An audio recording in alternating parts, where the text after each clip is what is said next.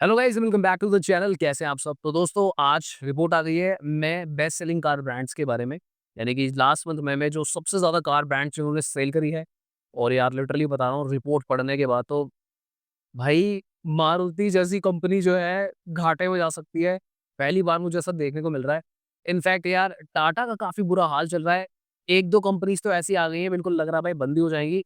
और कुछ कंपनी ने भाई साहब झंडा गाड़ दिया अपना, बिल्कुल ही भौकाल सेट कर रखा है मार्केट में। मुझे लगा था कि ओवरऑल हो सकता है कि कार सेल्स कम ही हुई हो, बट कहीं न कहीं मुझे ऐसा लग रहा है कि कार सेल्स उतनी ही हुई है, पर कुछ ब्रांड्स ने आउट परफ़ॉर्म करा है बड़े प्लेयर्स को। तो यानी कि ऐसा भी हो रहा है अब, ज़माना बदल रहा है कि भाई जो लेगेसी सेट थी उसे बचाना काफ़ी टफ हो जाएगा।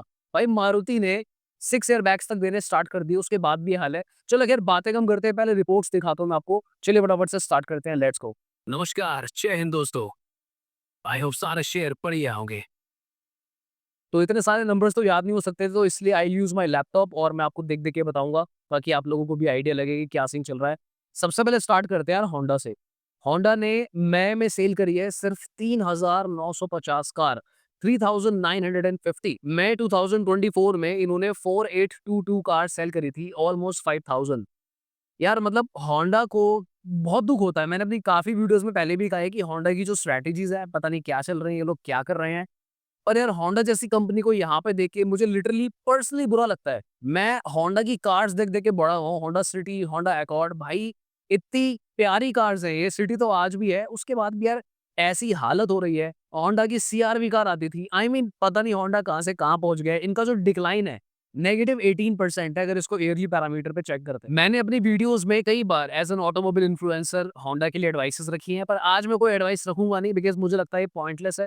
तो जिस ब्रांड को जो करना है वो करे, जिसकी जैसी स्ट्रैटेजी है वो वैसे करे। But long story short, Honda का बहुत बुरा हाल है। अभी मैं जितनी कंपनीज़ के बारे में आज आपको बताऊँगा, क्योंकि जो मेरे पास रिपोर्ट आई है अराउंड 8-9 कंपनीज़ की आई है।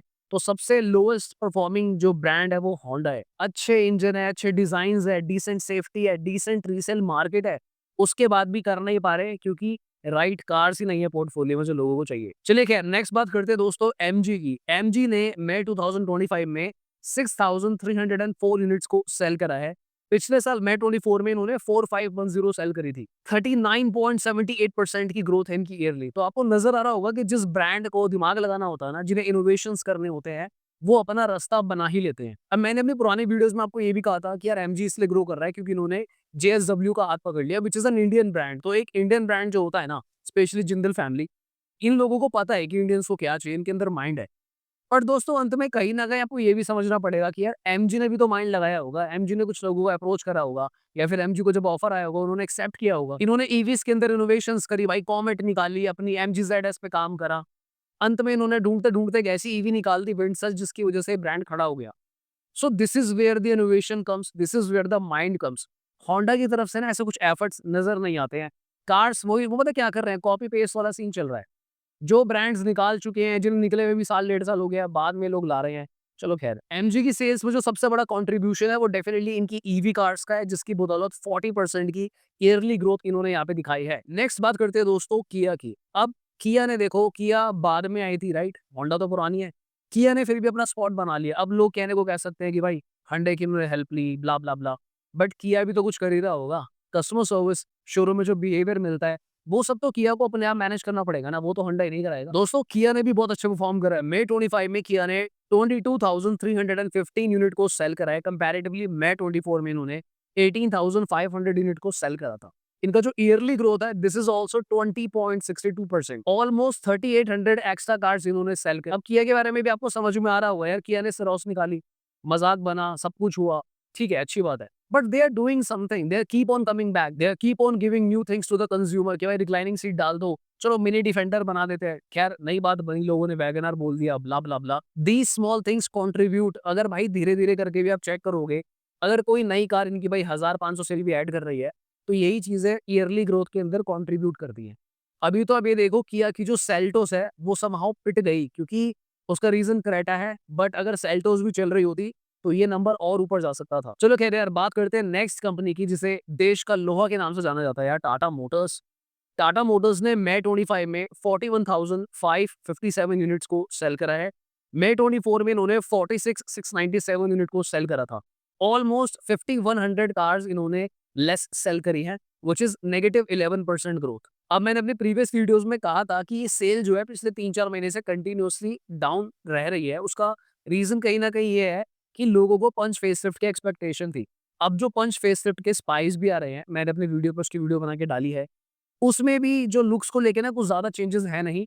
ऐसा लग रहा है कि जो पंच ईवी है उससे काफ़ी ज़्यादा इन्होंने कंपोनेंट्स को, एक्सटीरियर की लुक्स को बोरो किया है। तो मुझे कहीं न कहीं ऐसा लगता है कि एल्ट्रॉस फेसलिफ्ट से पहले अगर ये लोग टाटा पंच फेसलिफ्ट को लॉन्च करते तो इनकी सेल्स में काफ़ी ज़्यादा कंट्रीब्यूशन आता। स्टॉक्स पे भी थोड़ा-सा फ़र्क पड़ सकता था क्योंकि टाटा मोटर्स का जो स्टॉक है, काफ़ी नीचे ट्रेंड कर रहा है कंपैरेटिवली। महिंद्रा ने बाउंस बैक मार दिया ऑलरेडी। महिंद्रा के बाउंस बैक मारने के बहुत सारे रीज़न्स हैं। उनकी तो खैर फिलॉसफी अलग चल रही है। मुझे लग रहा है वो देश के अंदर फिलहाल सेकंड स्पॉट लेना चाहते हैं क्योंकि फर्स्ट तो काफ़ी टफ है। बट लॉन्ग स्टोरी शॉर्ट, यहाँ पे टाटा का जो ओवरऑल सेल्स का वॉल्यूम है, थोड़ा डिप है एंड डेफिनिटली मुझे लगता है कहीं न कहीं टाटा मोटर्स को यहाँ पे थोड़ा-सा फोकस अपना बढ़ाना चाहिए। कौन-सी कार्स को कब टाइमली लॉन्च करना है, उस पे ध्यान देना चाहिए।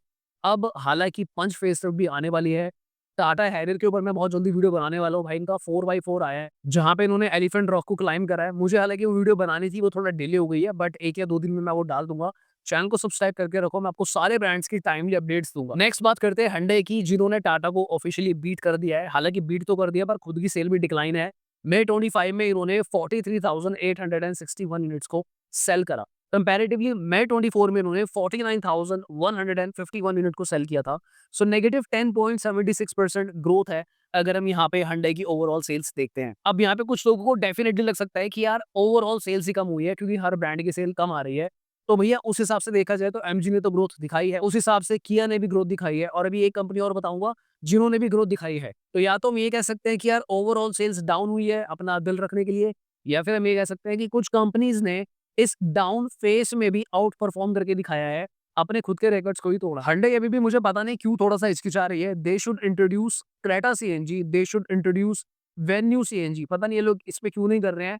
इवन इन लोग के पास ड्यूल सिलेंडर सीएनजी है भाई।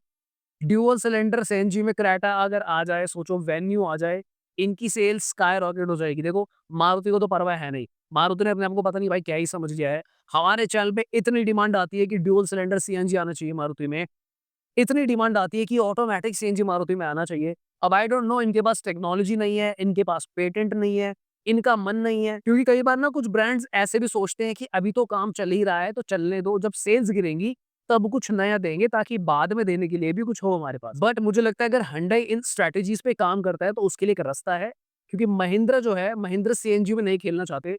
उन्होंने साफ-साफ बोल दिया है कि CNG is not in our DNA. तो इसका एक मतलब क्लियर है कि ये जो सीएनजी वाला एरिया है, जहाँ पे मारुति, टाटा अकेले खेल रहे हैं, hyundai भी खेल रहा है, पर भाई जब तुम्हारे पास ऑप्शन है, तो दो ना, तो ये वहाँ पर दे नहीं रहे। hyundai का स्टॉक जब से आया है, भाई साहब ये ऊपर नहीं जा पाया, 1800 के आस-पास ही लॉन्च हुआ था, आज तक 1800 पे लैंड कर रहा है। मुझे पहले लग रहा था कि इनकी जो वैल्यू है, इन्होंने काफ़ी ज़्यादा हाई वैल्यू पे उसको लॉन्च करा। उस टाइम पे टाटा जब उसकी वैल्यू अप थी, तब टाटा 1100-1200 रुपए का स्टॉक था। इन्होंने भाई साहब 1800 में कर दिया। ठीक है, इनको लगा होगा कि भाई क्या है, क्या नहीं है। इनफैक्ट जो पैसा इन्होंने अर्न करा, वो भी इंडिया से बाहर चला गया, वापस उन्होंने अपनी कंट्री में यूटिलाइज़ किया। चलो खैर यार, स्टॉक्स की मास्टर क्लास यहाँ पे नहीं करते हैं, पता नहीं हमने ये डिस्कशन क्यों कर लिया। खैर, बात करते हैं भाई महिंद्रा के बारे में, जो मैं कह रहा था। महिंद्रा ने 2025 में 52,431 यूनिट्स को सेल करा। कंपैरेटिवली मई 24 में इन्होंने 43,218 सेल करी थी। तो यहाँ पर जो डिफरेंस है दोस्तों, सीधा-सीधा 21.32% का डिफरेंस है।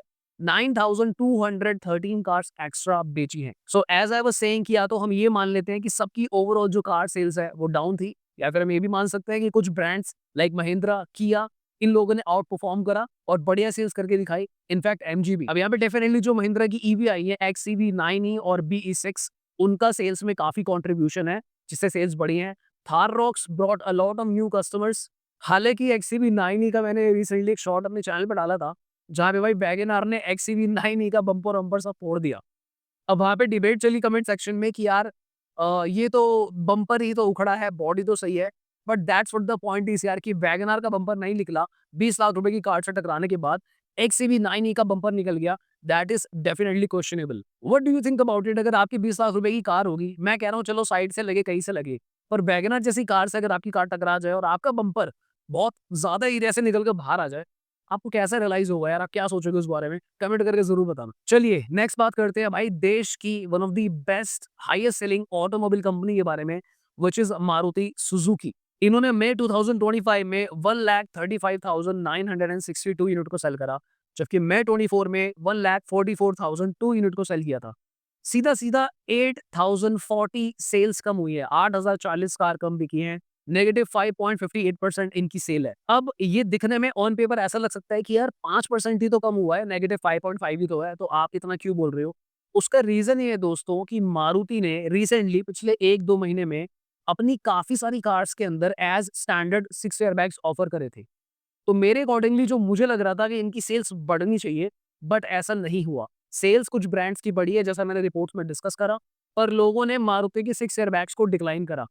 तो क्या कहीं न कहीं इसका मतलब ये है कि लोगों की साइकोलॉजी क्लियर है कि मारुति ने सोचा था कि शायद अब हम 6 एयरबैग्स देंगे, तो जो नए कस्टमर्स हैं, जो सेफ्टी के लिए दूसरे ब्रांड की तरफ जा रहे हैं, वो शायद मारुति में अट्रैक्ट होंगे। पर कंपैरेटिवली मुझे लगता है ऐसा कुछ नहीं हुआ। जो मारुति ही खरीदना चाहता था, बस उन लोगों ने ही मारुति को अडॉप्ट किया। इनफैक्ट ब्रेज़ा के अंदर भी इन्होंने काफ़ी सारे चेंजेस करे, एज़ स्टैंडर्ड 6 एयरबैग्स दिए, 60-40 स्प्लिट सीट्स ऐड कर दी, रियर आर्म रेस्ट दे दिया, तो काफ़ी बेस मॉडल से एज़ स्टैंडर्ड फीचर दिए। उसके बाद भी मुझे लगा था कि ब्रेज़ा की सेल शायद 18-19 हज़ार पे टच हो जाएगी, बट अभी तक वो नहीं हुआ। हालाँकि अभी कुछ दिन में मैं मई की बेस्ट सेलिंग कार्स रिपोर्ट भी डालने वाला हूँ, तो जैसा मैंने बोला सब्सक्राइब करके रखना ताकि आपको उसके बारे में पता चले। आई थिंक मुझे लगता है कि अगर मारुति को ऐसा जस्टिफाई करना है कि अब हम भी एक सेफ ब्रांड है, तो डिज़ायर में इनके पास 5 स्टार हैं।